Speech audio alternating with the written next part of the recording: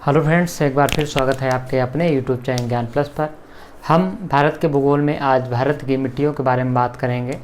भारत की मिट्टियों के स्वरूप क्या है, कैसे उनका संगठन होता है, भारत में कहाँ पे कौन सी मिट्टी पाई जाती है, इनका क्षेत्र क्या है, विभिन्न प्रकार की मिट्टियों में अंतर क्या है, विभिन्न प्रकार की मिट्टियों में उपजाऊपन क्या होगा, ये सारी चीज़ें। मिट्टियों का संस्तर की बात करेंगे, कैसे मृदा का अपर्दन होता है इनकी बात करेंगे, कैसे मिट्टी की मोटाई होती है, कैसे ये सारी चीज़ों की हम बात करेंगे। मिट्टी बनती कैसे है, इन सब चीज़ों की तमाम पहलुओं पर पिछले कुछ वीडियो में हमने भारत के भूगोल में भारत का हिमालय, भारत का प्राकृतिक तथा भौतिक विभाजन हमने कर चुके हैं। उसके अलावा भारत की नदियाँ, भारत की जलवायु में कोपेन जलवायु भी हमने अलग से कर लिया है। तो आज हम भारत की मिट्टियों के बारे में चर्चा करते हैं। तो चलिए बिना टाइम वेस्ट किए इस वीडियो के अंत में लास्ट में हम आपको भारत की जो मिट्टियां हैं उससे जो भी प्रश्न बनते हैं उसको एक चार्ट हम आपको प्रदान कर देंगे। वो चार्ट आप देख लीजिएगा, क्योंकि वो चार्ट आपके एग्जाम की दृष्टि से बहुत महत्वपूर्ण होगा। तो चलिए देख लेते हैं पहले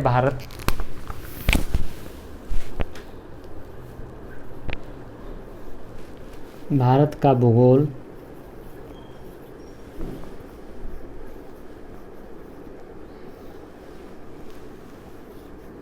मिट्टी, भारत के भूगोल में हम मिट्टियों की अगर हम बात करते हैं तो भारत में कितने प्रकार की मिट्टियाँ पाई जाती हैं ये तो हम देखेंगे, लेकिन सबसे पहले बात कर लेते हैं आखिर मिट्टी बनती कैसे है। तो मिट्टी का निर्माण कैसे होता है।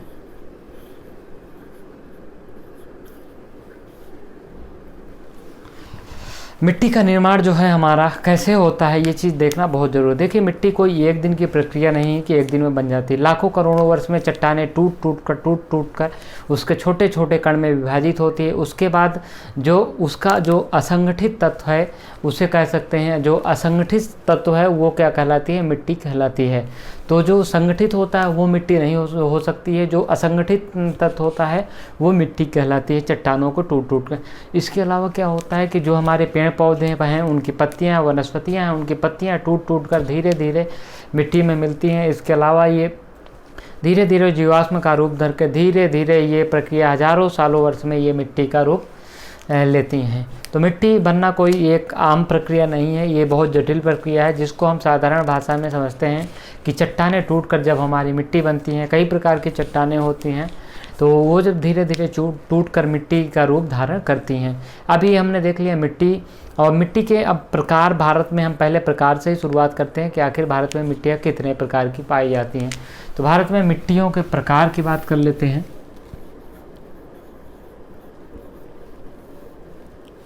देखें, ICAR,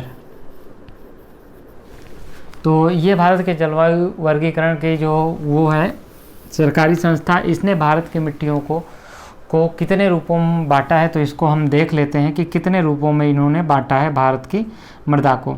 तो ये चीज़ आपके लिए जानना बहुत ज़रूरी है कि भारत की मिट्टी को कितने रूपों में बांटा गया है। तो इन्होंने जो 8 प्रकार की भारत की मिट्टी को बांटा है, 8 प्रकार की मिट्टियाँ प्रमुख रूप से बांटा है। 27 गौड़ प्रकार की मिट्टियाँ, 27 गौड़ प्रकार की मिट्टियाँ। तो ये चीज़ आपको देखना है। अब कौन गौड़, जो 8 प्रमुख प्रकार की मिट्टियाँ हैं वो कौन कौन सी हैं हम देख लेते हैं।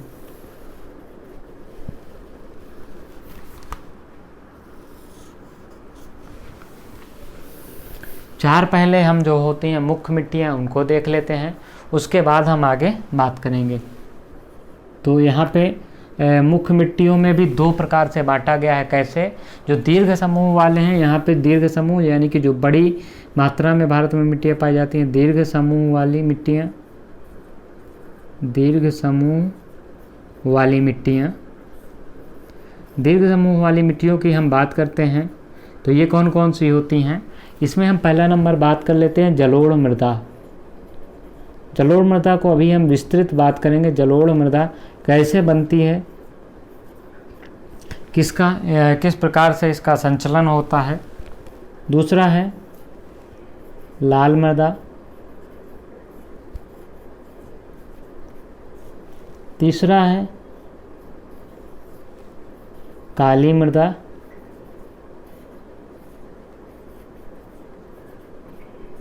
और लास्ट यानी कि जो दीर्घ समूह वाली मिट्टियों में है, चौथी मृदा है लेटराइट मृदा।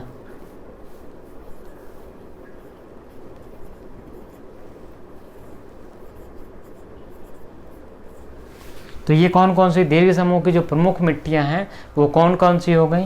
काली मृदा को ही हम रेगुर मृदा कहते हैं, इसे ही स्वतः जुताई वाली मृदा कहते हैं। तो कई नाम से काली मृदा जानी जाती है। अब जो गौड़ प्रकार की दीर्घ समूह वाली मिट्टियाँ हो गई, उसके अलावा लघु समूह वाले यानी कि जिनकी इनकी मात्रा जो भारत में आप ये मान लेंगे तो ये लगभग भारत में अगर आप बंजर भूमि को छोड़ देंगे तो ये करीब 90% ये भारत में पाई जाती हैं। इसके अलावा जो कौन कौन सी मृदा है ये आप देख लीजिए। जो ये दीर्घ समूह वाली, अब जो है लघु समूह वाली मृदा। लघु समूह वाली मृदा सबसे महत्वपूर्ण हो जाती है। लघु समूह वाली मृदा, इसमें क्या हो जाएगा, पहला पर्वतीय,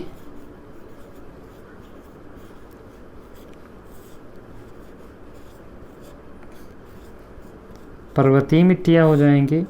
दूसरा क्या हो जाएगा, शुष्क, शुष्क या कौन से हो जाएंगे, शुष्क या मरुस्थलीय मिट्टी।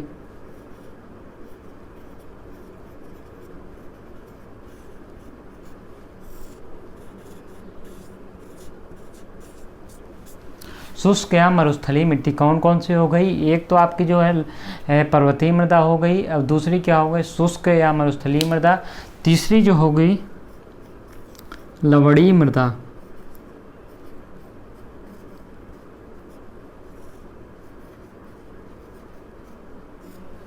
लवणीय मृदा, चौथा क्या हो गया, यहाँ पे आप देख सकते हैं कि चौथों की बात करें तो पीठ मृदा,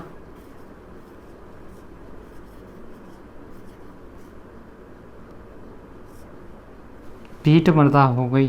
तो ये चीज़ आपको देख लेना कि लघु समूह वाली मिट्टियों में कौन कौन सी हो गई, एक पर्वतीय मृदा हो गई, एक पर्वतीय मृदा हो गई, एक शुष्क मृदा हो गई, उसके अलावा आपका लवणीय मृदा हो गई, उसके अलावा जो है कौन कौन सी मिट्टियाँ हो गई,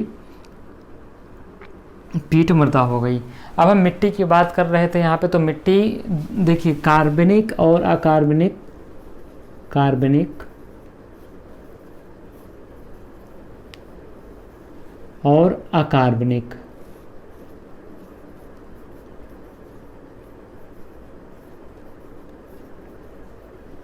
कार्बनिक और अकार्बनिक तत्वों का समूह है, ये समूह हो गए। अब कार्बनिक तत्वों में क्या हो जाएगा, पेड़ पौधों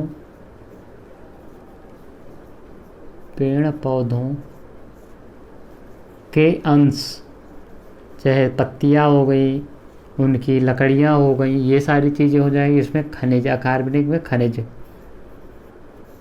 तो ये क्या हो, कार्बनिक और अकार्बनिक तत्वों का क्या होता है, ये संगठित नहीं,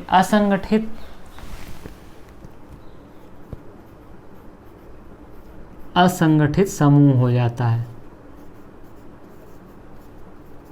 अगर ये संगठित समूह कहेंगे तो ये ठोस हो जाएंगे, यानी कि मिट्टियाँ ठोस नहीं होती हैं। हालांकि काली मिट्टी ठोस होती है लेकिन उस प्रकार से नहीं, आप उसे थोड़ा सा धक्का देंगे तो वो आपकी क्या हो जाएगी, टूट जाएगी, यानी कि वो असंगठित हो जाएगी। तो संगठित या असंगठित, या इसे आप अर्ध संगठित भी, जैसे कि काली मिट्टी हमारी अर्ध संगठित हो जाती है, असंगठित समूह है। तो ये चीज़ आपने हमारी देख ली। तो मिट्टी का जो है क्या हो गया, ये चीज़ें हमने आपको बता दी है कि मिट्टी के जो समूह हैं कौन किन किन भागों में विभाजित है। एक दीर्घ समूह वाली मिट्टी हो गई, एक लघु समूह वाली मिट्टी। दीर्घ समूह वाली में जो मिट्टी होती है वो कौन कौन सी होती है, जलोढ़ मिट्टी होती है, और उसके अलावा जो है क्या होता है, लाल मिट्टी होती है, काली मिट्टी होती है, लेटराइट मिट्टी। इसके पहले हम बात करते हैं कि मृदा की विशेषताएं क्या हैं। ये तो हमने देख ली है मिट्टी का। अब यहाँ से हम आगे करेंगे जलोढ़ मिट्टी, ये अलग अलग करेंगे ये सारी मिट्टियाँ। तो इसकी मृदा की विशेषताएं क्या होती हैं ये हमारे लिए जानना बहुत ज़रूरी होता है, और कौन किस प्रकार की मिट्टी में क्या पाया जाता है ये चीज़ आपको देख लेंगे तो ये हमारी ज़रूर बहुत ही इम्पोर्टेंट हो जाती है। तो मृदा किसका संगठन है, यानी कि मृदा की विशेषताएं क्या होती हैं, मृदा की विशेषताएं क्या होती हैं।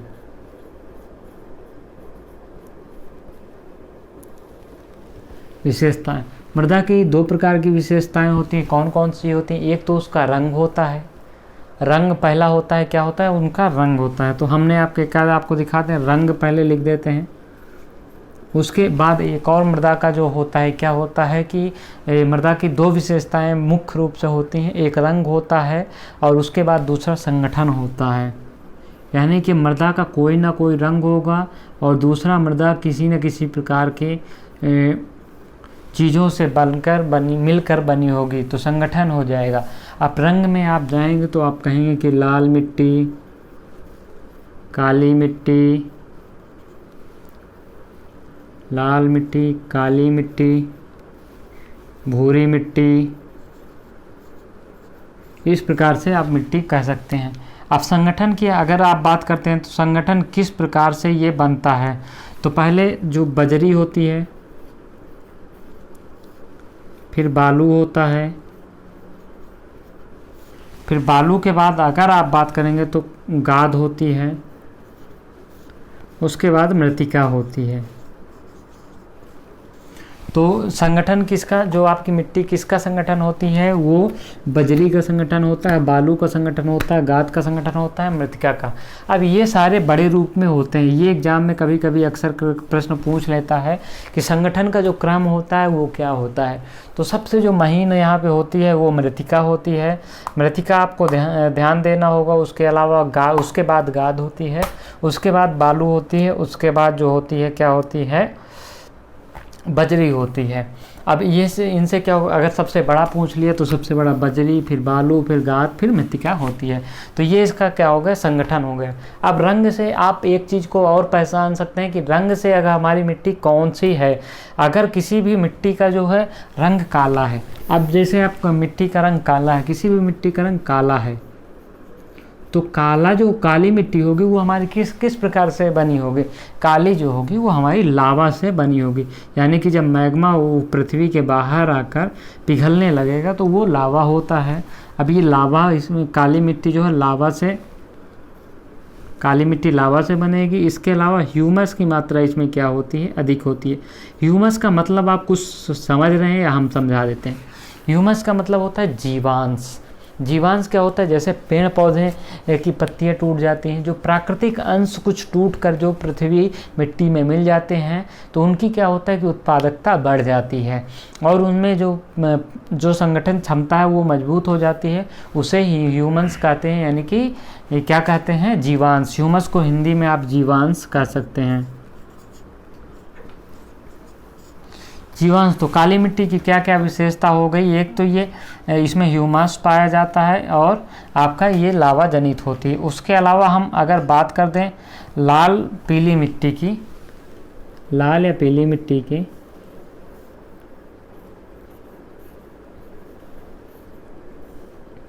लाल पीली की मिट्टी की अगर आप बात करेंगे तो इसमें क्या होता है, लाल मिट्टी कैसे होती है, जब किसी भी मृदा के ऊपर लगातार पानी बहता रहता है तो ऊपर की जो उसकी जो असली जो चमक होती है, मिट्टी का जो असली कलर होता है वो उड़ जाता है, तो वो क्या होता है, लाल हो जाती है मिट्टियाँ। तो यहाँ पे क्या हो जाती है कि यहाँ पे आप कह सकते हैं जल बहाव वाले क्षेत्र में, जल बहाव वाले क्षेत्र में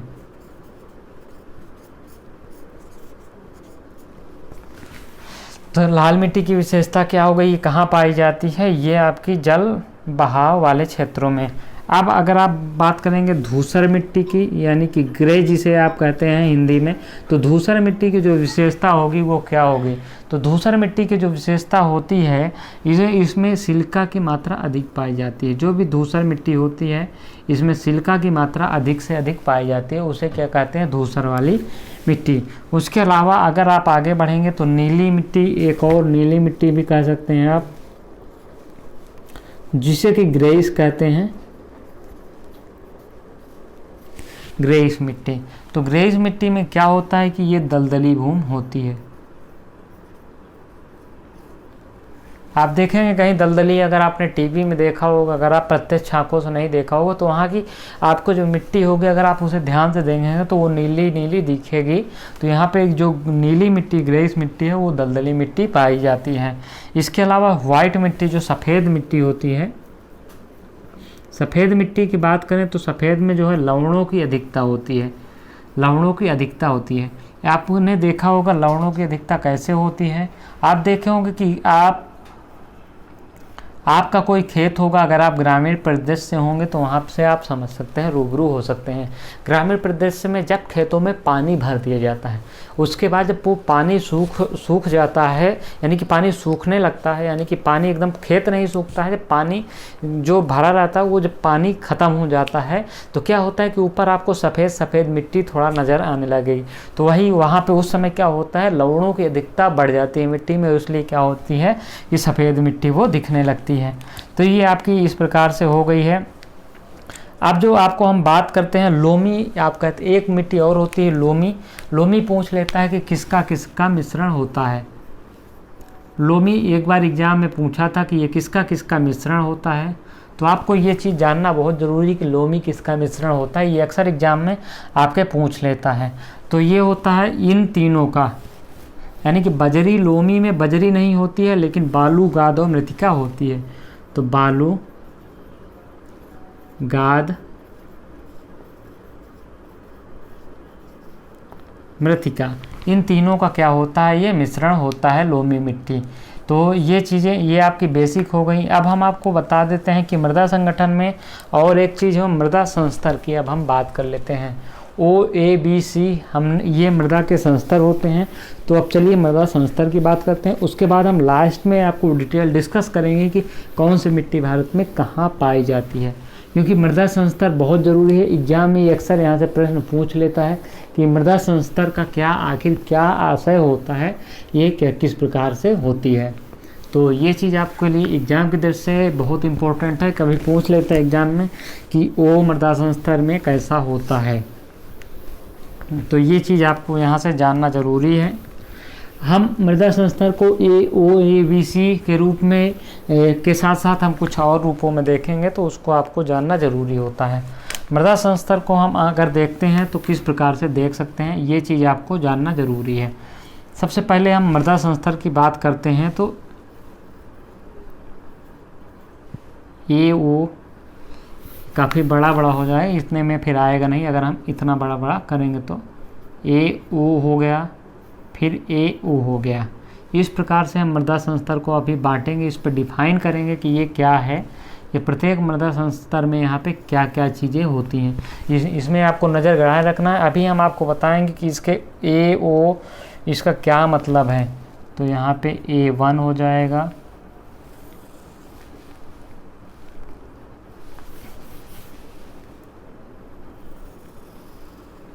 A1 हो गया, ये A2 हो जाएगा। इस प्रकार से मृदा संस्तर हम देखेंगे। ये A3 हो जाएगा, A3 तक जाएगा, उसके बाद हमारा क्या हो जाएगा, B से शुरू होगा, B1। इसको अभी हम आपको पूरा डिस्कस कर देते हैं कि क्यों, आखिर ऐसा क्या है इसमें। B2, B3। तो ये चीज़ आपको देखना होगा यहाँ पे कि क्या होगा, B1, B2, B3, उसके बाद ये C हो जाएगा, ये D हो जाएगा।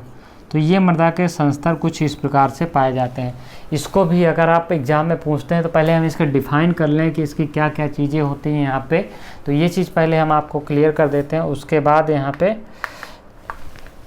होते हैं जो पेड़ पौधे की पत्ती टूटती है तो वो किस प्रकार से शुरू में होती है। तो अर्धविघटित पहला होती है, अविघटित। पहले में क्या होता है, जब पेड़ पौधे की पत्तियां टूटती हैं तो वो जब गिरती हैं तो वो क्या होती हैं, अविघटित। पौधों की पत्तियां क्या होती हैं, यहाँ पे अविघटित होती हैं, अविघटित होती हैं। यहाँ पे क्या होता है, पौधों की पत्तियाँ अर्धविघटित हो जाती हैं। अब यहाँ पे समझ लीजिएगा, ये अर्ध अविघटित हो गई, यहाँ पे अर्ध विघटित। अब यहाँ पे क्या हो जाएगा, A1 में विघटित हो जाएंगी। अब यहाँ से क्या हो जाएंगी, ये पत्तियाँ क्या हो जाएंगी, यहाँ पे विघटित हो जाएंगी। तो इसका क्या आशय यहाँ पे, जब देखिए किसी भी मिट्टी में पेड़ पौधों जो पेड़ पौधों की पत्तियाँ टूटती हैं, उसके बाद उसमें जब बारिश होती है तो बारिश जब तक नहीं होती है तो वो पत्तियाँ उसी तरह पड़ी रहती हैं, एक दूसरे से एक स्थान से दूसरे स्थान उड़ के चली जाती हैं जब तक वो दबती नहीं है किसी मिट्टी से। तो उसी प्रकार से वो, हालांकि वो टूटने लगती हैं धीरे धीरे अंदर से, लेकिन आपको बाहर से पता नहीं चलेगा। फिर क्या होगा, अगर वो मिट्टी कहीं मिट्टी में दब गई तो तब की प्रक्रिया अलग हो जाती है। लेकिन फिर अगर वो पत्तियाँ ऊपर से पड़ी, उसमें बारिश होती है, तो बारिश के बाद जो उसमें विखंडन क्या होता है, तेज हो जाता है पत्तियों में। तो क्या होता है, जब बारिश होने के बाद ये पत्तियाँ जो शुरू में गिरती हैं वो अविघटित होती हैं, फिर उसमें धीरे धीरे क्या होता है, विघटन होने लगता है, यानी कि ये वो अर्धविघटित होने लगती हैं। फिर लास्ट में क्या होता है कि वो पत्तियाँ उसमें क्या हो जाती हैं, विघटित हो जाती हैं। तो यहाँ पे आपको देख लेना है कि आगे क्या है। यहाँ पे चीज़ों को आपको यहाँ से पकड़ के देखना है, क्योंकि ये सारी चीज़ें आप सभी के लिए बहुत ही क्या होती हैं, ज़रूरी होती हैं। तो यहाँ पे आपको ये सारी चीज़ें देखने रहना है कि कौन कौन सी क्षेत्र हैं। तो इसके बाद यहाँ पे ये जो पत्तियाँ होंगी वो क्या हो जाएंगी, निच्छालित हो जाएंगी।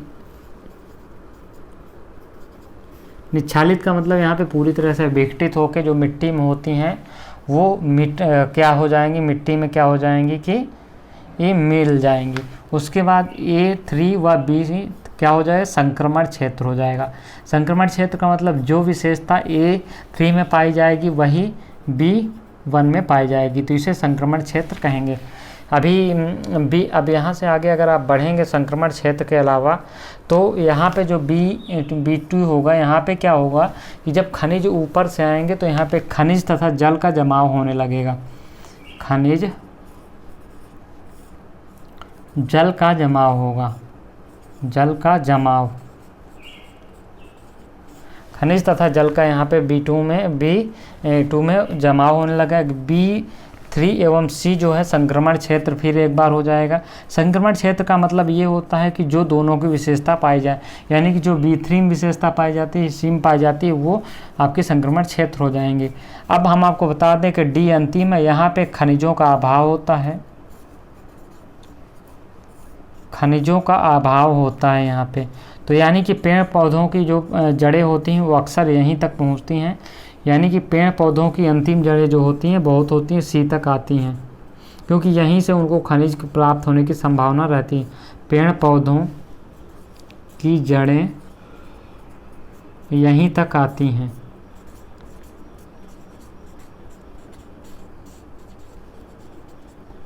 यहीं तक आती हैं। तो यहाँ से ये सबसे जो ये महत्वपूर्ण क्षेत्र हो जाता है, क्योंकि जो किसी भी आप पेड़ लगाते हैं या पौधा लगाते हैं तो शुरुआत ये तीन बहुत इम्पोर्टेंट होते हैं।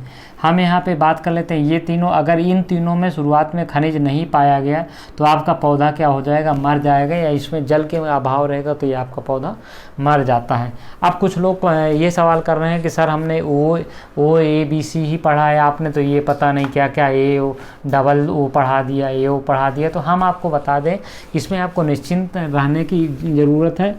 ये आपका क्या हो जाएगा, O हो जाएगा, O संस्तर हो जाएगा, O संस्तर। ये हमारा O के बाद क्या हो जाएगा, A संस्तर हो जाएगा। ये हमारा B संस्तर हो जाएगा। अगर आप किताबों में पढ़ेंगे तो यही सारी विशेषताएं, ये C, और कुछ जगह D नहीं दिया रहता है, लेकिन D संस्तर तक होती हैं। तो हम कुल मिला के कितने संस्तर होते हैं, तो ये आपको एग्जाम में पूछ सकता है। तो आपको लिखना है, अगर 4 ऑप्शन में है तो आप, अगर ऑप्शन में आपके 5 है तो कुल संस्तर आपको 5 मारने हैं, कुल संस्तर 5 मारने हैं। अगर नहीं है तो आपका 4 संस्तर माने जाएंगे। कौन कौन से, OABC 4 संस्तर माने जाएंगे। तो ये चीज़ आपको यहाँ पे ध्यान रखिए, क्योंकि ये बहुत ही इम्पोर्टेंट हो जाता है एग्ज़ाम की दृष्टि से। यहाँ से आपके जो ऐसे जो प्रश्न हैं ये सारे बनते हैं कि यहाँ पे कैसे, तो मृदा जो है परिच्छेदिका संस्तर इसे कहते हैं।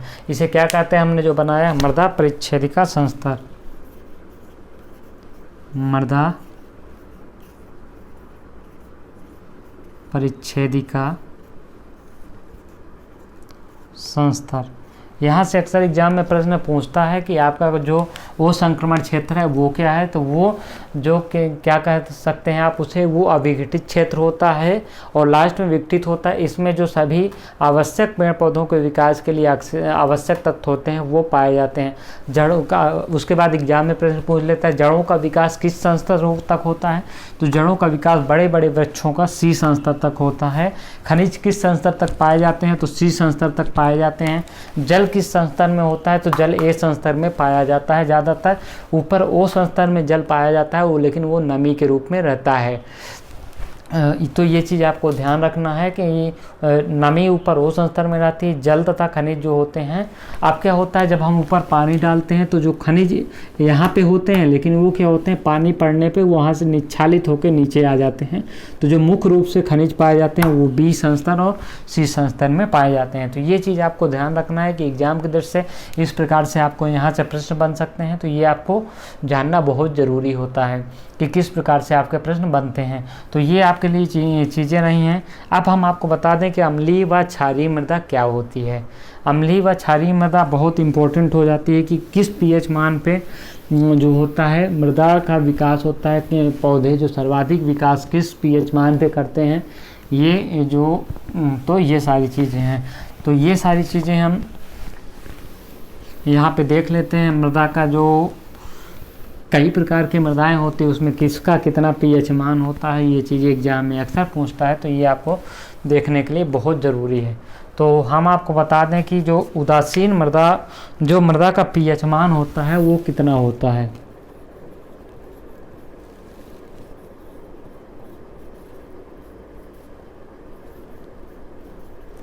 मृदा का पीएच मान जो कुल मिला के 1 से लेकर 14 तक होता है, 1 से लेकर 14 तक। जो किसी भी पौधों के लिए उपयुक्त पीएच मान माना जाता है वो क्या होता है, तो जो उदासीन जो होता है वो 7 जो पीएच मान होता है, पीएच मान ये उदासीन माना जाता है। यानी कि इसके लिए किसी प्रकार का कोई असर नहीं है, यानी कि इसमें इसे तो आप ना तो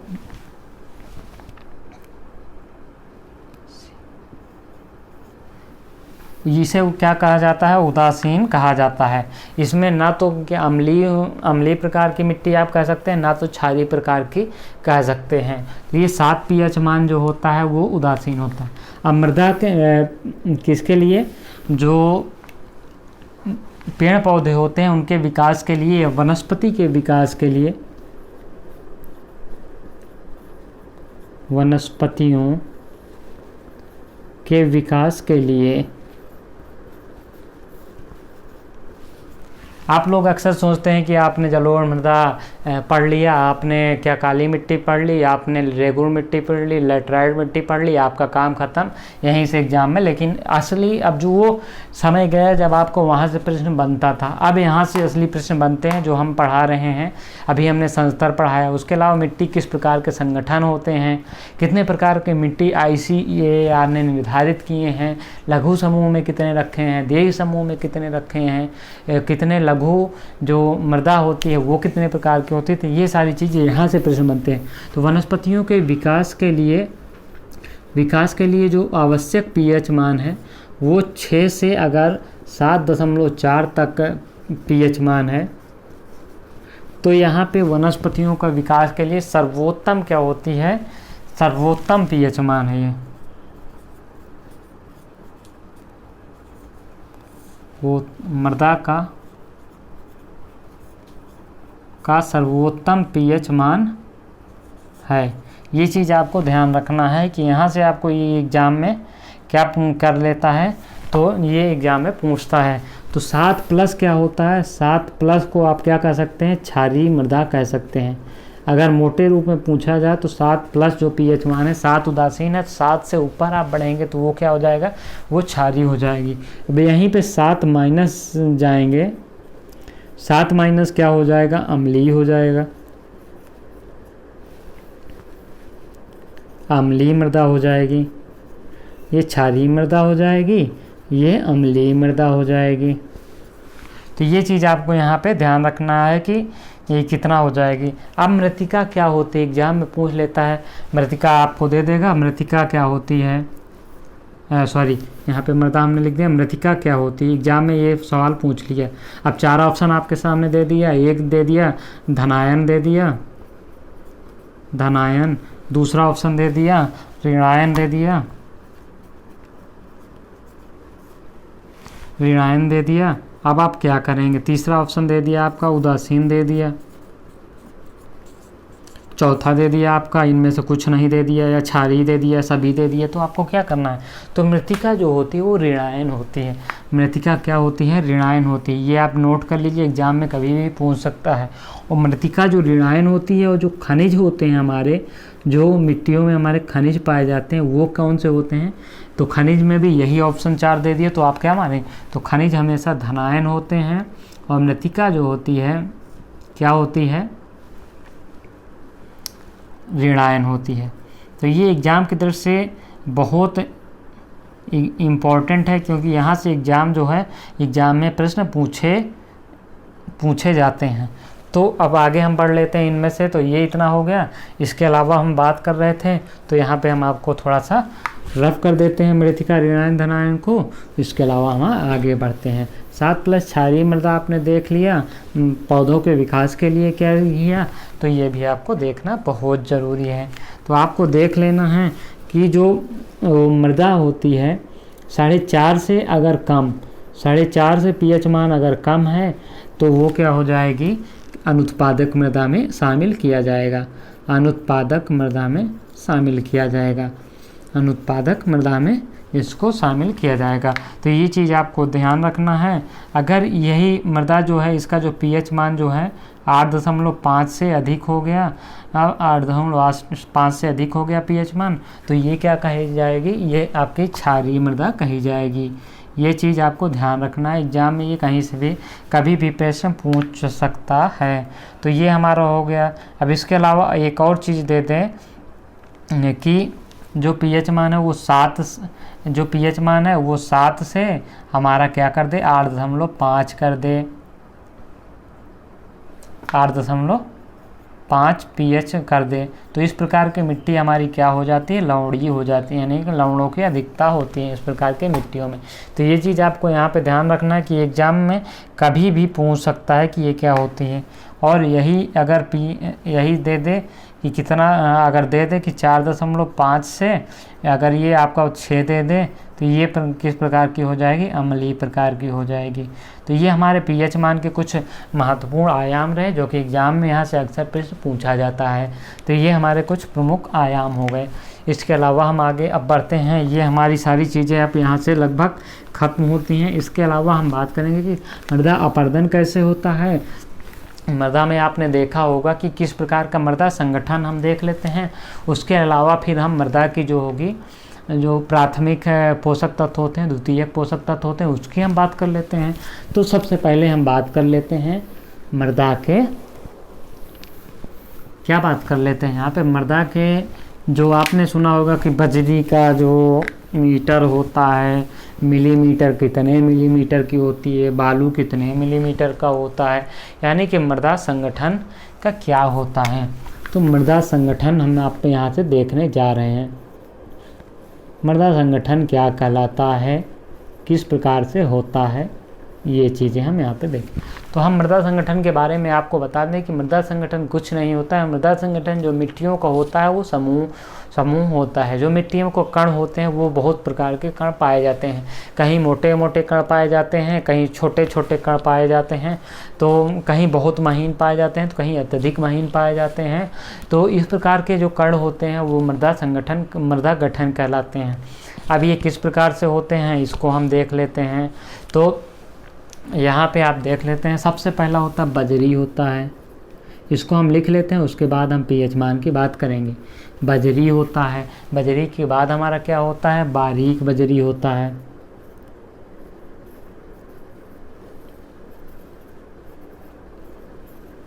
उसके बाद बजरी हो गया, उसके बाद बारीक बजरी हो गया, उसके बाद मोटी बालू हो जाता है, मोटी बालू। उसके बाद क्या हो जाता है, महीन बालू हो जाता है। मोटी बालू हो गया। इसमें कितने प्रकार के होते हैं ये भी हम देख लेते हैं, 3-4। बजरी हो गया हमारा, बारीक बजरी हो बजरी हो गया, बारीक बजरी हो गया, हमारी मोटी बालू हो गई, उसके बाद हमारी पतली कि महीन बालू या बारीक बालू। हमने इसे गलत किया है भाई, इस महीन बालू नहीं कहेंगे, इसे बारीक बालू कहेंगे। तो यहाँ पे हम इसको सही कर लेते हैं, बारीक बालू। उसके बाद हमारा क्या हो जाता है, गाद हो जाता है। गाद हो जाता है जिसे आप अंग्रेजी में सिल्ट कहते हैं, सिल्ट कहते हैं। उसके अलावा हमारा मृतिका कहते हैं, मृतिका हो जाती है जिसे हम क्ले कहते हैं। तो एग्ज़ाम में यहाँ से क्या प्रश्न पूछ सकता है, एग्ज़ाम में प्रश्न पूछ सकता है कि इनका क्रम बताइए। तो सबसे महीन क्या होती है, मृतिका होती है, उसके ऊपर गाद, फिर बारीक बालू, फिर मोटी बालू, फिर बारीक बजरी, फिर बजरी होती है। आखिर इनका जो mm होता है इसमें कितना होता है, ये अभी आप देख लेंगे। पिछली बार जो PCS का एग्ज़ाम हुआ था उसमें पूछा था कि बारीक मृतिका का जो mm कितना होता है, उसके अलावा बजरी का mm कितना होता है, गाद का mm कितना होता है, ये कई एग्जामों में बार बार पूछता रहता है। तो ये आपको जानना ज़रूरी है। तो ये आपको देख लेना। इसका जो होता है 0.002 mm, mm का मतलब मिलीमीटर से कम, से कम। तो मृतिका का क्या होता है, 0.002 मिलीमीटर से कम होता है। अब इसका जो अगर आगे आप बढ़ेंगे तो गाद का कितना होता है, तो गाद का कितना होगा 0.020 से लेके आपका इसी तक होगा, यानी कि 0.0022 mm तक। यहाँ पे आपने इसको ध्यान देना है, आपको एग्जाम में पूछ लेता है। आपको याद करने का क्रम भी अभी हम बता देंगे कैसे याद करना है। अब बारीक बालू की ओर चलते हैं।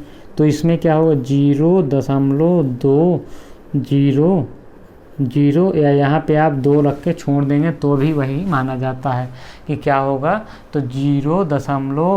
आपका क्या हो जाएगा 2000। उसके बाद ये कहाँ तक होगा, तो ये यहाँ तक होगा। तो आपका फिर आपको क्या करना है, इसको लिख देना, यहाँ पे आपको इसको उतार देना है 0.020, ये आपको उतार देना है। जब ऊपर आप जाएंगे तो क्या हो जाएगा, यहाँ पे जब इससे ऊपर आप जाएंगे तो यहाँ से ये 2 खिसक के किधर हो जाएगा, इधर से ये खिसक के आपका क्या हो जाएगा, आपको ध्यान रखना है मोटी बालू का कितना होगा। तो मोटी बालू का जब यहाँ पे ये खिसक जाएगा तो ये हो जाएगा हमारा 2000 से ये हमारा फिर यहाँ पे उतर आ जाएगा, ये हमारा यहाँ पे फिर उतर जाएगा। तो ये क्या हो जाएगा 0.200 mm सब में लगाना है आपको, ये चीज़ ध्यान रखना है। अब क्या हो गया हमारा 0.00 हो गया। अब यहाँ पे क्या करना है कि यहाँ पे जो होता है ये हमारा 2 से लेके 5 mm तक होती है। तो यहाँ पे क्या करना है 5 mm से लेके, मतलब 2 mm से लेके कितना होते हैं 5 mm तक होती है ये। और ये होती है जो हमारी क्या होती है 5 mm से मोटी होती है, से मोटी। तो ये इसकी जो मोटाई होगा ये हमने, अब आपको याद कैसे करना है, ये एग्जाम में आपका अक्सर कंफ्यूज है। तो आपको नीचे से चलना है, आपको ध्यान रखना है। आपको यहाँ से अब इसको आपको अगर आप ट्रिक बनाना चाहते हैं तो किस प्रकार से आप इसको ट्रिक बना सकते हैं। मग आपने देखा ही होगा, मग जिसमें आप पानी पीते होंगे, उसको देखा है ना? नहीं देखा है, कोई बात नहीं, आप नहीं देखे हैं तो कोई बात नहीं, हम बना देते हैं। यहाँ पे कुछ ऐसे होता है मग, यहाँ पे बड़ी क्या होता है, पकड़ने वाला लगा होता है। वाह, मैंने अच्छा बना लिया, मुझे यकीन नहीं हो रहा। इसे चाय का कप मत मानिएगा, ये मग है। आपको अगर आपको नहीं लग रहा है तो इसे मान लीजिए, मानने में क्या जाता है। आप किसी को अपने सपने में सोच लेते हैं कि हमने ऐसा सपना देखा है, आप किसी को गर्लफ्रेंड एक तरफा प्यार हो जाता है आपको, उसको मान लेते हैं कि वो आपकी गर्लफ्रेंड है, और इसको मग नहीं मान सकते। मान लीजिए, क्या जाता है मानने में। तो ये चीज़ आपको देखिए, मग, देखिए मग हो गया। अब बम, मग बम। अब चाहे कर इसको आप क्या कर दीजिए कि बारीक बालू। अब आपको नीचे से चल रहे हैं तो आपको पता है पहले बारीक आएगा फिर मोटा होगा, पहले पतला होगा आदमी तभी खाना खा खा के मोटा होगा ना, कि पहले भैंस था खाना खाना बंद कर दिया तो मोटा। ऐसा नहीं, पहले आदमी पतला होता है, पैदा होता है तो आदमी नॉर्मली पतला होता है, उसके बाद खाना खा खा के ठूस ठूस के मोटा होता है। आप लोग तो पिज्ज़ा बर्गर खाने वालों में से होंगे, नहीं तो आप लोग खैर पतले होंगे। आजकल डाइटिंग का ज़्यादा चल रहा है तो आपको ध्यान देना है। मग बम, मग बम। अब बाब, आपके बाबा होंगे तो यहाँ पे आपको बाबा भी लिख सकते हैं। तो यहाँ पे क्या कर सकते हैं, माँ से मृतिका, गा से गाद, उसके बाद बारीक बालू, बा से बालू, पहले बारीक आएगा ये पता है, उसके बाद मो से मोटी बालू हो जाएगा, पहले बारीक बालू फिर मोटी बालू फिर बारीक बजरी फिर मोटी बजरी। तो मग बम बाबा, मग बम बाबा। अब बाबा, बाबा मब गम उल्टा हो जाएगा, इसीलिए इसको आप ऐसे ही याद करिए, मग बम बाबा। अब याद करना है तो जो पहला होगा वो आपको 0 शुरू में रखना है, यानी कि 0 उसके बाद रखना है, उसके बाद 3 0 से शुरुआत करनी है। तो पहले में मृतिका में आप क्या करेंगे, लास्ट में 0.00 आपने रख दिया, उसके बाद आप 2 रख देंगे। उसके बाद इसको जो है आप यहाँ पे क्या कर देंगे, उतार देंगे, यहाँ पे उतार देना है, और पीछे से 1 0 क्या करना है कि इसको 1 0 को बढ़ा देना है। 1 0 बढ़ा देंगे तो ये क्या हो जाएगा, ये 2 आपका यहाँ पे खिसक आएगा, और ये यहाँ पे 1 0 यहाँ से आप चाहे काट, ये 0 हटा के यहाँ पे रख दीजिए। सिंपल सा आपको ये सोचना है। फिर अगली प्रक्रिया में फिर यही है, ये आपको उठा के यहाँ पे रख देना है, और यहाँ पे क्या करना है कि ये 0 जो है आपको जो यहाँ पे था इसको खसका के यहाँ रख देना है। तो यानी कि दोनों 0 पीछे हो गए, ये यहाँ बना हुआ। फिर अगले स्टेप में क्या करना है, फिर इसको यहाँ पे उतार दीजिए, और इस 0 को जो है उठा के यहाँ रख दीजिए, यहाँ पे 3 0, यहाँ पे 2 आगे आ गया। फिर लास्ट में क्या है, 2 से 5, यानी कि इसको यहाँ पे आप फिर उतार दीजिए और इसको 2 से 5 कर दीजिए, फिर 5 से मोटी। तो ये इस प्रकार से कुछ महत्वपूर्ण जो फैक्ट रहे हैं, इससे एग्जाम में बहुत प्रश्न पूछता है, तो ये आपको ध्यान देना है। अब उत्तर प्रदेश नहीं, हम भारत के भूगोल की बात कर रहे हैं। तो भारत के भूगोल में हम बात करें, मृदा के जो तत्व होते हैं वो कौन कौन से होते हैं, यानी कि जो प्राथमिक तत्व हैं, द्वितीयक तत्व हैं, आवश्यक तत्व आप कह सकते हैं, सेकेंडरी या गौण तत्व कह सकते हैं। तो मृदा के जो पोषक तत्व हैं वो कौन कौन से हैं, तो पोषक तत्व,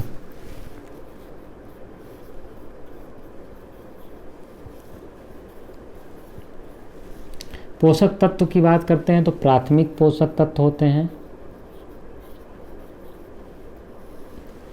फिर द्वितीयक होते हैं, और तीसरा गौण होते हैं।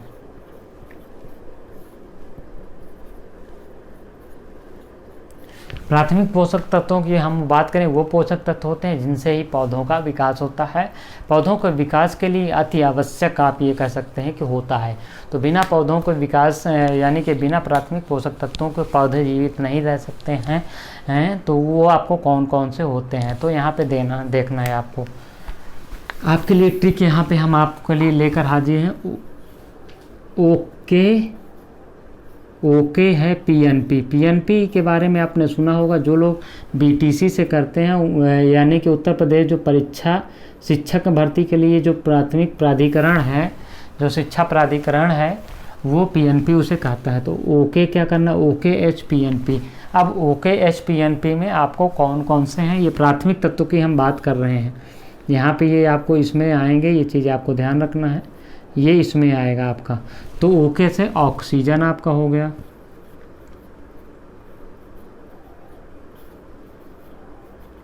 क्या हो गया आपका? ऑक्सीजन। ऑक्सीजन के अलावा क्या हो गया आपका? आपका यहाँ से देखना है कि कैसे क्या हो जाएगा, कार्बन हो जाएगा।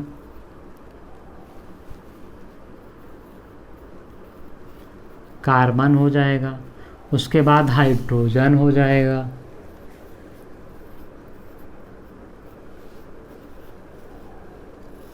उसके बाद क्या हो जाएगा? कार्बन, ऑक्सीजन हो गया, कार्बन हो गया, उसके अलावा हमारा क्या हो जाएगा? हाइड्रोजन हो गया, उसके बाद फास्फोरस हो गया, फास्फोरस हो गया, फास्फोरस हो गया, उसके बाद नाइट्रोजन हो गया,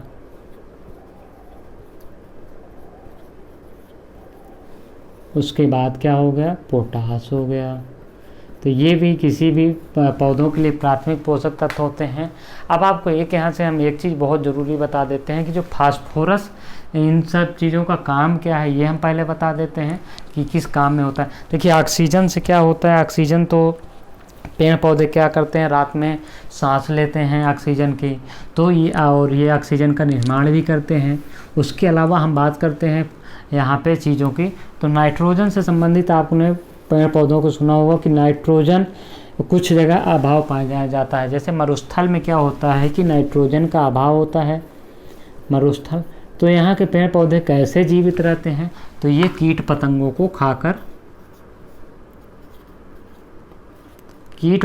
को खाकर अपने नाइट्रोजन की पूर्ति करते हैं यहाँ के पेड़ पौधे।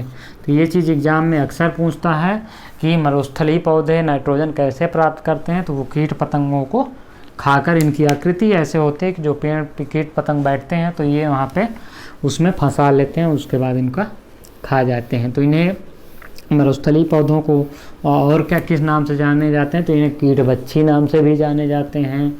ये क्या होते हैं? शाकाहारी नहीं होते हैं सिर्फ पौधे, शाकाहारी भी होते हैं, मांसाहारी भी होते हैं। तो हमने ये आपको चीज़ें बता दी। अब यहाँ पे फास्फोरस जो है वो किस काम आता है? जो प्राथमिक पौधे, एग्जाम में ये भी पूछा है फास्फोरस का काम क्या है। तो फास्फोरस का काम है जड़ों का विकास, पौधों के जो जड़ों का विकास करते हैं वो फास्फोरस करती है। अगर हम इसके आगे बढ़ेंगे, चीज़ों को हम देखेंगे, फास्फोरस का विकास तो ऊर्जा संग्रहण का भी काम करती है, ऊर्जा संग्रहण का काम करती है। क्या करती है? फास्फोरस जो है ऊर्जा संग्रहण का काम करती है। और एक काम और करती है, फलों को पकाने का काम भी फास्फोरस करता है। तो ये तीन जो महत्वपूर्ण काम हो गए वो फास्फोरस के हो गए। नाइट्रोजन का क्या हो जाएगा? नाइट्रोजन का वृद्धि एवं प्रोटीन की पूर्ति करना, वृद्धि एवं प्रोटीन की पूर्ति करना। तो इसके अलावा हम आगे बात कर लेते हैं जो कि महत्वपूर्ण है। तो यहाँ पे चीज़ें आपको हम बता दें कि जो पौधों के लिए आवश्यक हैं, एक कुछ चीज़ें हैं। तो यहाँ पे आपको द्वितीयक में देख लेते हैं कि कौन कौन से हैं। तो द्वितीयक में अगर हम बात करते हैं कि कौन कौन से यहाँ पे द्वितीयक में जो आवश्यक हैं वो कौन कौन से हैं, तो ये आपको देखना ज़रूरी है। द्वितीयक में आपका हो गया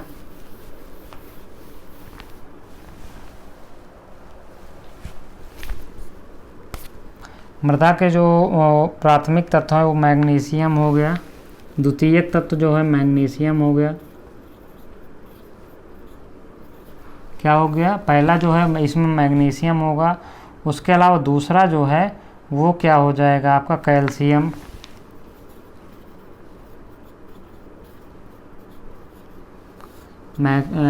ये हो जाएगा मैग्नीशियम, कैल्शियम। तथा गौड़ की बात करें तो इसमें अन्य सभी जो तत्व होते हैं पौधों के लिए आवश्यक होते हैं वो अन्न में आएंगे, गौड़ में। तो ये हमारा कुछ महत्वपूर्ण प्रकार से हो गया है। ये यहाँ से एग्जाम में अक्सर प्रश्न पूछे जाते हैं कि कैसे यहाँ से होता है। अब हम मृदा का विभाजन करने से पहले एक चीज़ और देख लेते हैं कि अपर्दन किस प्रकार से होता है। मृदा का अपर्दन, ये अक्सर एग्जाम में पूछता है, इनका क्रम क्या होता है, मृदा अपर्दन कैसे होता है, इन सारी चीज़ों से हम रूबरू होंगे। अब उसके बाद हम आपको मृदा का विभाजन सबसे लास्ट में पढ़ेंगे, क्योंकि ये हर जगह आप पा जाते हैं। ये जो हम पढ़ा रहे थे ये आप कहीं कहीं पाते हैं, तो ये आपको दिक्कत होगी। हालांकि मृदा का विभाजन हम इतना सुंदर तरीके से आपको कराएंगे पूरे भारत में कि आप आश्चर्यचकित रह जाएंगे। मृदा का विभाजन कराने का मेरा एक ही तात्पर्य रहेगा लास्ट में, कि उसको हम चार्ट के पूरा चीज़ें ना दिखाकर एक सिंपल से चार्ट में दिखा देंगे कि वो कहाँ कहाँ पाई जाती हैं। तो वो उससे आपको क्या होगा कि आप उसको नोट करके रख लेंगे उतना, तो आपको एग्जाम के दृष्टि से अगर वहाँ से कुछ प्रश्न बनते हैं तो उससे बाहर नहीं बनेंगे। तो हम यहाँ पे अपर्दन की बात कर रहे थे।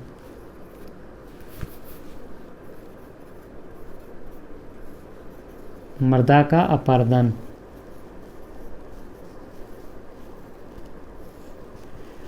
अब मृदा अपर्दन किस प्रकार से होता है? तो मृदा अपर्दन को अगर आप देखेंगे तो मृदा के अपर्दन के जो कई तरीके हैं।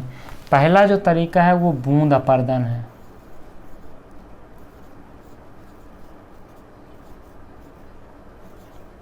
बूंद अपर्दन है। बूंद अपर्दन के बाद अगर हम आगे बढ़ते हैं तो परत अपर्दन,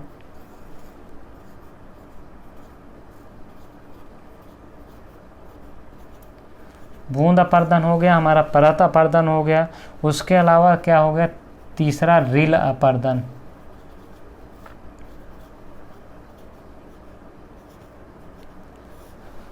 चौथा हमारा क्या हो जाएगा? अवनालिका अपर्दन।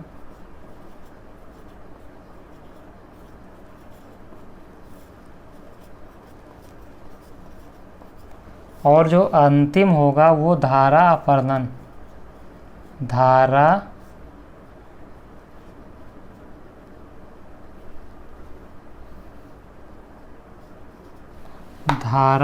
चैनल अपर्दन।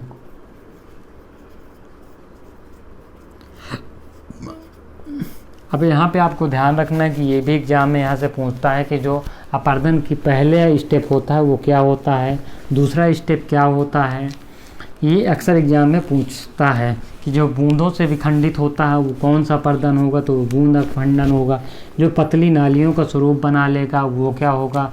जब पतली नाली गहरी हो जाएगी तो वो क्या, जो पतली एक परत हो जाएगी, यानी कि एक पतली सी लाइन बहने लगेगी, वो क्या हो जाएगी? परत हो जाएगा। रील अपर्दन क्या होगा? जब वो थोड़ा मोटी लाइन बना लेती है, मोटी तथा गहरी हो जाती है, वो रील अपर्दन हो जाएगा। अब एक चैनल के रूप में जैसे कि थोड़ी सी नाली टाइप की हो जाती है, वो क्या हो जाएगी? नाली अपर्दन, यानी क्या हो? नालिका अपर्दन। और धारा लास्ट में क्या हो? तो आप अगर गांव ग्रामीण परिदृश्य से निवास करते होंगे और आपके घर के आसपास अगर मिट्टी कहीं पाई जाती होगी तो बारिश में क्या होता है, अब इसको आप प्रैक्टिकल लाइफ में समझिए कि यहाँ किताबी ज्ञान से आपसे कोई मतलब नहीं है। अगर आप प्रैक्टिकल लाइफ समझ जाएंगे तो आपको ये मृदा का अपर्दन कभी गलत नहीं होगा आपको। तो आप देखे होंगे कि जो वर्षा शुरुआत होती है तो आप देखेंगे कि वर्षा की जो बड़ी बड़ी बूंदें होती हैं, कभी कभी वर्षा छोटी छोटी बूंदें होता है, कभी कभी बड़ी बड़ी बूंदों में जब कहीं घर का टीन में अगर घर में टीन होगा तो पट पट करके तेज़ी से आवाज़ आती होगी। तो जो बूंद अपर्दन होता है वो क्या होती है? जो हमारी मिट्टी होती है, ठीक है, ये मिट्टी हमारी जमी है, इसमें क्या हो गया कि जो बड़ी बूंदें हैं, बड़ी बूंदें यहाँ पे आके टकराई जब ज़मीन से, तो क्या होती है कि ये अपने स्थान से यहाँ जो मृदा होती है वो खिसक जाती है, यानी कि अपना स्थान यहाँ पे छोड़ के चिटक जाती है। क्योंकि आप कहीं भी आप समझ लेंगे कोई ठोस चीज़ नहीं है तो वहाँ पे एक पत्थर गिराएंगे तो वहाँ की मिट्टी हिल जाएगी या वहाँ से मिट्टी क्या हो जाएगी? हट जाती है थोड़ी सी।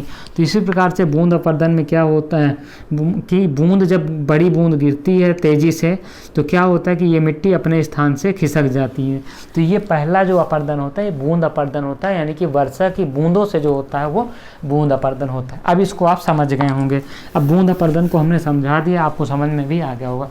अब परत अपर्दन क्या होता है? अब आप गाँव में देखे होंगे कि जब बरसात होने लगती है, ठीक है, बरसात हुई, आपका जो छत है, छत आप कह सकते हैं, या आपका जो जिनके पास जो पहले गांव में रहे होंगे उनके पास अगर वो कहीं झोपड़ी में देखे होंगे, झोपड़ी या छप्पर वाला यानी खप्पर वाला जो घर होगा, उसको आप देखे होंगे खप्पर वाला घर। तो वहाँ से क्या होता है कि वहाँ से ऐसे इस प्रकार से बने रहते हैं, तो वहाँ से ऐसे पानी गिरता है। यहाँ से जब पानी गिरेगा तो क्या होगा कि यहाँ जो पूरी यहाँ से जब पानी गिरेगा तो मान लीजिए कि यहाँ से हमारी नाली है, तो क्या होगा, यहाँ से पानी एक ऐसी पतली नाली बन जाती है जहाँ जहाँ पानी गिरता है। या मान लीजिए कि यहाँ पानी गिरा तो यहाँ इधर का ढलान है, तो यहाँ से जो पतली नाली यहाँ तक पहुँचने के लिए, इस सोर्स तक पहुँचने के लिए यहाँ से, फिर इसके नाले, ये जो पहली बार होता है तो यहाँ तक बनाता है, फिर ये इस प्रकार से हो। तो जो परत अपर्दन होता है, क्या एक परत मिट्टी की क्या होती है, जब निकल जाती है और उसमें एक पतली नाली का रूप बन जाता है, जो मिट्टी की पहली परत होती है वो उखड़ जाती है, यानी कि नष्ट हो जाती है, वो क्या होती है, वो परत अपर्दन होती है। तो आप उम्मीद है कि समझ रहे होंगे चीज़ों को, एग्जाम्पल से हम अच्छे रूप से आपसे समझा रहे हैं आपको। उसके बाद आगे बढ़ते हैं तो रील अपर्दन। अब ये खप्पर हमने बताया था आपको कि खप्पर क्या होता है, जब बारिश अधिक मात्रा में होती है। ये खप्पर है, यहाँ से बूंदें गिरी, आपको मैं बताया था कि ये इसका रास्ता, यहाँ पे बूंदें सारी गिर रही हैं और यहाँ से पहुँचने तक का जो रास्ता है, यहाँ से यहाँ तक का पहुँच रही। अब यहाँ से यहाँ तक पहुँचने का रास्ता बना लीजिए। धीरे धीरे जब ज़्यादा बारिश होती है तो एक ये रास्ता यहाँ पे देखते हैं, यहाँ की मिट्टी क्या होती है, गायब हो। शुरू में जब बारिश होती है तो सिर्फ यहाँ का रास्ता एकदम पतला महीन होता है, जो कि आपको तो समझ में आता है एकदम हल्का। लेकिन जब लगातार वो तेज़ बारिश होती है तो ये पूरा रास्ता बन जाता है और यहाँ की मिट्टियाँ कटकर गायब हो जाती हैं, वो आपको साफ साफ बड़ा सा दिखने लगता है। तो ये चीज़ें हो जाएंगी। तो ये आपके रील अपर्दन है, यानी कि एक रील बना लेंगी। आपने जो कैसेट देखे होंगे उसके रील जो आपने देखी होगी उसमें क्या होता है, एक सीरियल से जाती, तो यहाँ से जब ये पानी यहाँ से चल निकलने लगेगा तो यहाँ जगह हो जाएगा, वो रील हो जाएगा। अब उसके बाद आप बात करते हैं रील के बाद जब आप आगे बढ़ेंगे तो ये रील बन गई। उसके अलावा आपके घर में अब ये जो रील बन गई है ये कहीं ना कहीं जाके एक जो सोर्स होगा उससे मिलेगी। अब वो इससे बड़ा वो सोर्स होगा, यानी कि मान लीजिए कि आपकी 4 झोपड़ियाँ हैं, एक ऐसे हैं खप्पर वाले घर हैं, एक ऐसे हैं, यहाँ का पानी आया, फिर कुछ एक ऐसे हैं, फिर यहाँ पे नहीं है, फिर कुछ गैप दे के हैं, फिर यहाँ पे फिर खप्पर वाले घर हैं आपके या छत वाले हैं, ठीक है, फिर इधर भी हैं। तो ये सारे जो सोर्स हैं वो किसी निश्चित स्थान से जाकर जुड़े होंगे, यानी कि यहाँ से जब यहाँ पे थोड़ी थोड़ी मिट्टी जब बह रही है तो यहाँ से क्या होगा, एक मिट्टी जो यहाँ पे सोर्स आके सारा यहाँ पे बहेगा और ये किसी दिशा में जाएगा। तो यहाँ की मिट्टियाँ तो कम विभाजित हुई हैं, विखंडित हुई हैं, लेकिन जब ये पानी यहाँ पे इकट्ठा मिलके कहीं किसी दिशा में जाएगा तो ये ज़्यादा, यानी कि अवनालिका एक नाली का रूप धारण कर लेगा। जैसे शहरों में आप देखेंगे कि एक छोटी छोटी जो घर के बाहर होती हैं, हर घर के बाहर वो नाली होती है, तो वो क्या हो जाएगा, वो नाली का रूप धारण कर लेगी। तो वो क्या हो जाएगी, वो अवनालिका अपर्दन, यानी कि ये मिट्टी को ज़्यादा उखाड़ती है, यानी कि ज़्यादा बर्बाद करती है। उसके बाद लास्ट है धारा चैनल। आपने जो देखा होगा कि नालों से जो सभी नालियाँ होती है वो एक बड़े नाले से जाकर जुड़ती है। अब वो क्या होता है, जो बड़ा नाला होता है अगर उसको नीचे सीमेंटेड नहीं किया गया तो वो बहुत ज़्यादा मिट्टियों को क्या होगा, यहाँ से बहा कर ले जाएगा। तो वो क्या होती है, वो धारा अपर्दन, धारा या चैनल, यानी कि चैनल में ढेर सारा पानी एक साथ बहता है। ग्रामीण प्रदेश में अब ये तो जब सभी घरों का पानी मिलकर बहने लगता है यहाँ पे, तो इस प्रकार से जब पानी बहेगा तो एक धारा चैनल उत्पन्न हो जाएगी और ये पानी जाके किसी सोर्स में मिलेगा। तो यहाँ की मिट्टी जो होगी सबसे ज़्यादा क्या होगी, विखंडित होगी, यानी कि अपर्दित होगी। तो ये हमारा अपर्दन हो गया। उम्मीद है कि आपको अच्छे से समझ में आ गया होगा। हमने प्रैक्टिकल लाइफ का एग्जाम्पल लेके समझा दिया आपको। अब हम आपको चल रहे हैं समझाने भारत की मिट्टी के प्रकार हमने आपको पहले ही बता दिए हैं। जलोढ़ मृदा, लेटराइट मृदा, ये सारी चीज़ें हमने, कालीन मृदा, लाल मृदा, ये सारी चीज़ें हमने बता दी हैं। अब इसको हम चल रहे हैं आपको प्रैक्टिकली रूप से समझाने के लिए, कि कौन सी मृदा कहाँ पाई जाएगी। तो ये चीज़ आपको देखना ज़रूरी है। तो यहाँ पे आप देख सकते हैं दोस्तों कि आपके लिए ये मृदा हमने तैयार कर दिया है। वीडियो काफ़ी लंबी हो रही थी इसलिए हम आपको तैयार कर दिए हैं। ये देखिए, ये हमारी भाग है वन अथवा पर्वतीय मृदा। तो ये हमारे जम्मू कश्मीर, हिमाचल प्रदेश, उत्तराखंड का जो ये हिस्सा है ये, और सिक्किम और तथा यहाँ पे अरुणाचल प्रदेश का कुछ हिस्सा जो है हमारा वो क्या है, पर्वतीय मृदा के रूप में है। उसके अलावा आगे हम बात करें जलोढ़ मृदा, सिंधु गंगा ब्रह्मपुत्र का मैदान जो है ये, और नीचे आप बात करेंगे कि गोदावरी का मैदान, ये सब जलोढ़ मृदा के अंतर्गत आता है। लाल पीली मिट्टी की बात करते हैं तो लाल पीली मिट्टी हमारी देखिए दक्षिण भारत में कर्नाटक में आपको देखने को मिल जाएगी। कर्नाटक, केरल, तमिलनाडु के कुछ हिस्सों में तथा तेलंगाना में ये आपके लाल पीली मृदा दिख जाएगी।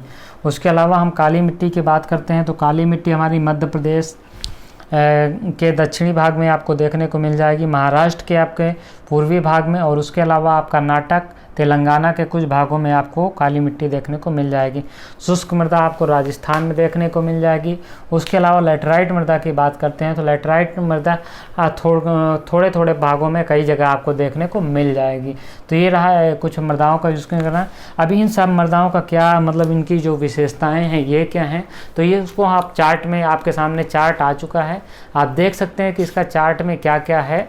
तो चार्ट में हम मिट्टियों की विशेषता आपको देख लेते हैं, क्योंकि इस प्रकार से हम लिख के आपको नहीं समझाना चाह रहे थे। तो आप देख सकते हैं कि जलोढ़ मृदा देश के लगभग 40% इसमें लिखा है, इसको आप सही कर लीजिएगा, एडिट कर लीजिएगा, यानी कि वो देश के 43% भागों में पाई जाती है। इसके अलावा ये कहाँ कहाँ पाई जाती है क्षेत्र आप नोट कर लीजिएगा। प्रमुख फसलें इसमें क्या होती हैं आपको देख लेना। पोषक तत्वों की प्रचुरता, इसमें पोटास व चूना की प्रचुरता पाई जाती है।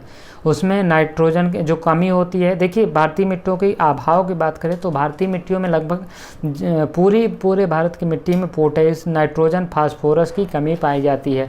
इसका प्रभाव आप देख लेंगे कि भारत में जो खाद के अधिक यूज किया जाता है उस खाद में नाइट्रोजन तथा फास्फोरस ही अधिक होता है। तो इसीलिए भारत में खाद का अधिक यूज होता है, क्योंकि नाइट्रोजन फास्फोरस प्रमुख पोषक तत्व होते हैं पौधों को, और भारत में नाइट्रोजन तथा फास्फोरस का अभाव भारत की मिट्टियों में पाया जाता है। उसके बाद लाल मिट्टी देश के 18% भूभाग पे है। संपूर्ण तमिलनाडु, कर्नाटक, दक्षिण पूर्व महाराष्ट्र, उड़ीसा, मध्य प्रदेश आदि में पाया जाता है। इसमें कौन सी फसलें होती हैं ये आप नोट कर लीजिए। इसमें लोहे की प्रचुरता तथा कमी एक बार फिर देख लीजिए, नाइट्रोजन, फास्फोरस तथा जीवांश की है। काली मृदा की हम बात करते हैं तो यहाँ पे देश के लगभग 15% भूभागों पे पाई जाती है। यहाँ पे महाराष्ट्र, गुजरात, मध्य प्रदेश, आंध्र प्रदेश और तमिलनाडु का पठारी क्षेत्र यहाँ पे पाया जाता है। इसके अलावा आप चार्ट में यहाँ पे देख सकते हैं कि आपके चार्ट में चीज़ों को आपको यहाँ पे क्लियर किया गया है। लेटराइट मृदा 3.7% भाग पे पाई जाती है। कहाँ कहाँ पे पाई जाती है ये देख लीजिए, क्या प्रचुरता किस चीज़ की और किस चीज़ की कमी पाई जाती है। प्रवृत्ति मृदा, तो ये प्रकार के आप देख सकते हैं, पूरा इसको नोट जरूर कर लीजिए, क्योंकि यहाँ से अगर कोई भी क्वेश्चन बनता है तो इसके बाहर नहीं बनेगा। तो ये रही हमारी वीडियो। इस वीडियो में इतना ही, मिलते हैं अगली वीडियो में।